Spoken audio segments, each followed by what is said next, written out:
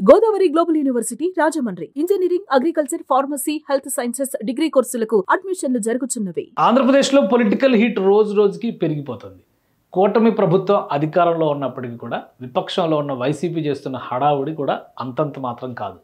ఇంకో విషయం ఏంటంటే కూటమి ప్రభుత్వం ఇటీవల కాలంలో జరిపినటువంటి కొన్ని పరిశీలనల ద్వారా గత ప్రభుత్వంలో కీలక పాత్ర పోషించినటువంటి లేదా గత ప్రభుత్వ అధినేతలకి సన్నిహితంగా ఉన్నటువంటి కొంతమంది హిట్ లిస్ట్ తయారైనట్టుగా ఒక సమాచారం వస్తుంది. ఈ 7గురు ఈ లిస్టులో ఉన్నారు. ఈ 7గురి అరెస్టు నేడా రేపా అనేటువంటి చర్చ ఆంధ్రప్రదేశ్లో జరుగుతుండడం ఆసక్తికరంగా ఉంది. అసలు ఈ 7గురు ఎవరు, చేసినటువంటి నేరాలు ఘోరాలు ఏంటి, ఆధారాలతో సహా పట్టుకున్నారా, ఏడాదిన్నర తర్వాత ఈ చర్చ ఎందుకు జరుగుతుంది ఒకసారి విశ్లేషించే ప్రయత్నం చేద్దాం. ఆంధ్రప్రదేశ్లో కూటమి ప్రభుత్వం అధికారంలోకి వచ్చిన తర్వాత గత ప్రభుత్వ హయాంలో జరిగినటువంటి అనేక అంశాలపైన ఫోకస్ పెట్టింది. ప్రధానంగా అవినీతికి సంబంధించి ప్రభుత్వ పథకాలను దుర్వినియోగం చేసి డబ్బు తినేశారనేటువంటి విమర్శలు, దానిపైన ప్రతి విమర్శలు చేస్తూ అవతలి పక్షం కూడా చాలా స్ట్రాంగ్గా రియాక్ట్ అవుతున్నటువంటి దాఖలాలను కూడా మనం చాలా స్పష్టంగా చూసాం. ఇప్పుడు ఇందులో ఈ హిట్ లిస్ట్లో ఫస్ట్ వినిపిస్తున్నటువంటి పేరు గుడివాడ అమర్నాథ్.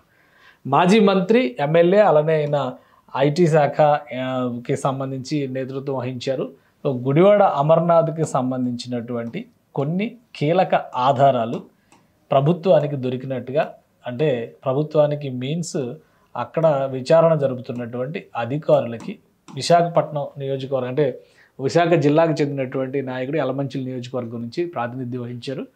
సో అలానే దూకుడుగా తెలుగుదేశం పార్టీ పైన విమర్శల జడివాను కూడా కురిపిస్తూ ఉన్నటువంటి వ్యక్తి.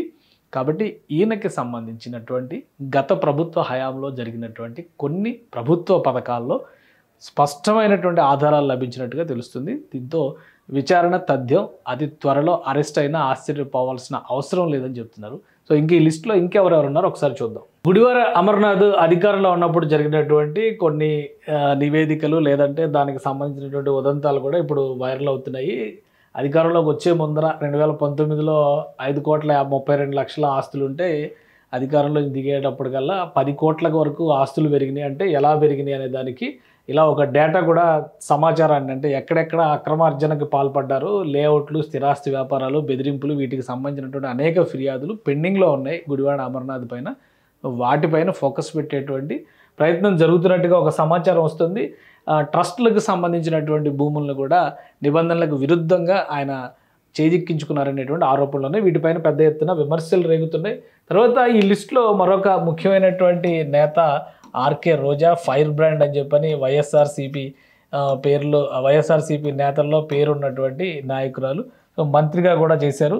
ఆమె పైన కూడా క్లియర్గా ఆరోపణలు, ముఖ్యంగా ఆమె గతంలో మాట్లాడినటువంటి విధానం చాలా ఇబ్బందికరమైనటువంటి పరిస్థితులు సృష్టించింది. ఇక్కడ భూసేకరణ పేరుతో దోపిడీలు జరిగినట్టుగా, ఆ పాదిరేడు అరణ్యం విజయపురంలోని కోసల నగరంలో పారిశ్రామిక వాడలు తీసుకొస్తామని భూములు సేకరించి కోట్లలో అక్రమాలకు పాల్పడ్డగా, దీనికి తగ్గట్టుగానే ఇప్పుడు ఆడదాం ఆంధ్రాకి సంబంధించి కూడా కోట్ల నిధులు దుర్వినియోగం జరిగినట్టుగా ఉన్నాయి. ఇవన్నీ కూడా ఆమె మీద వచ్చినటువంటి ఫిర్యాదులన్నింటినీ కూడా ఒక లిస్ట్ అవుట్ చేశారు.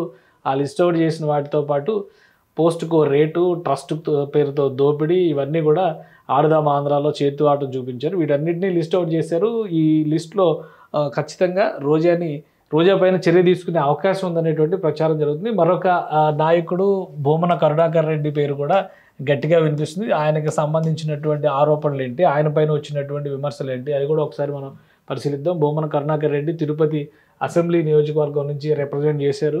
అంతకు ముందర కూడా గెలిచారు. టీటీడీ చైర్మన్ కూడా చేశారు. కుటుంబ స్థలాల్లో కలిపేసుకున్నటువంటి ప్రభుత్వ భూములు ఇనాం భూమికి ప్రైవేటు హక్కులు కట్టబెట్టారనే కుట్ర, సర్వేలో బయటపడినటువంటి అక్రమం, భూమి ఆధీనంలో 24 ఎకరాల భూమన ఆధీనంలో 24.36 ఎకరాలు ఉండగా ధృవీకరణ పత్రాలు ఉన్నాయి కేవలం 15 ఎకరాలే. అంటే 10 ఎకరాలు దాదాపు కబ్జా చేశారనేది.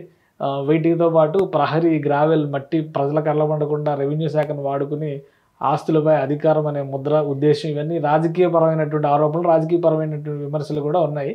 త్యాగ స్వరూపుడినని చెప్పిన వాడు భూ కబ్జాదారుడిగా ముద్ర అని చెప్పని, సో ఆయనకు సంబంధించినటువంటి ఫిర్యాదులు వీటన్నిటినీ ఇప్పటివరకు తిరుపతిలో ఆయన అనుచరులు చేసినటువంటి అరాచకంతో సహా ఒక లిస్టు రెడీ చేసినట్టుగా సమాచారం వస్తుంది. సో వీళ్ళు భూమన కరుణాకర్ రెడ్డికి సంబంధించింది. ఇక నెక్స్ట్ ఈ లిస్టులో ఉన్నటువంటి మరొక నాయకుడి పేరు గతంలోనే అరెస్ట్ అవుతారనేటువంటి ప్రచారం పెద్ద ఎత్తున జరిగింది. ఆయన పౌర సరఫరాల శాఖ మంత్రిగా కూడా పనిచేశారు.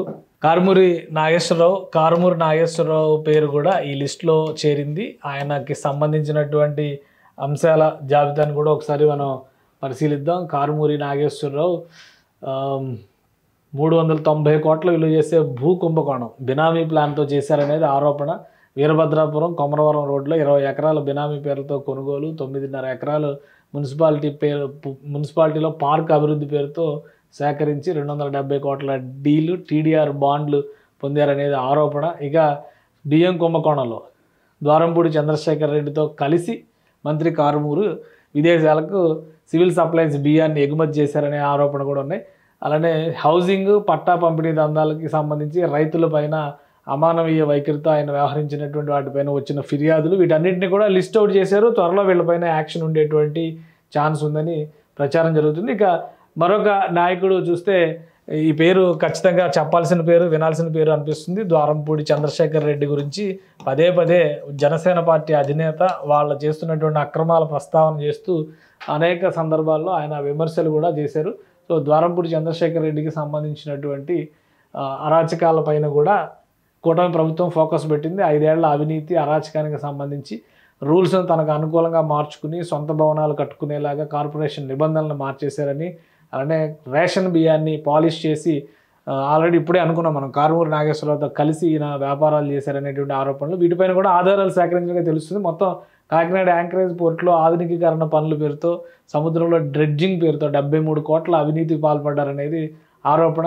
విదేశాలకు పీడిఎస్ బియ్యం సరఫరా చేయడం, వీటన్నిటిపైన కూడా సిబిఐ ఆల్రెడీ జగన్మోహన్ రెడ్డి 2012లో జగన్మోహన్ రెడ్డి అక్రమ ఆస్తుల కేసులో ఆయన్ని ప్రశ్నించింది అనేది.